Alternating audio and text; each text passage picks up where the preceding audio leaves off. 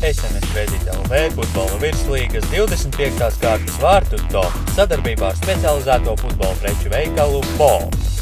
Oktobra pēdējā kārtā 5 skaisti vārti. Iesāk Maksims Daņilovs no futbola kluba Jelgava. Pēc centrējuma soda laukumā Gubins ar galvu atmet bumbu Daņilovam, bet Maksims arī ar galvu raida bumbu vārtos.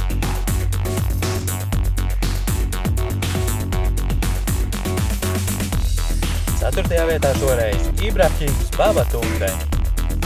Silagailis centrē un Daugavpils uzbrucējs ļoti veiksmīgi lēcienā sit bumbu vārtu tīklā.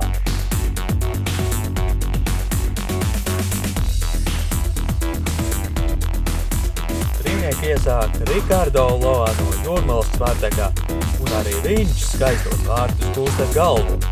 Vispirms ļoti labs reids pa kreiso malu Daņilova izpildījumā, un tāda precīza piespēle, kuru ar labu sitienu vārtu augšējā stūrī noslēdz Rikardo Ulo.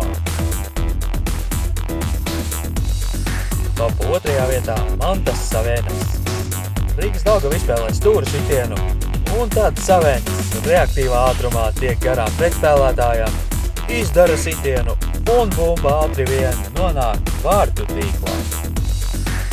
Uzvar 25. kārtas topā neviens cits kā Daugavpils pussargs Andrejs Kovaļovs. Spēlē pret Jūrmalu viņam teicams tālsitiens no soda laukuma ar robežas.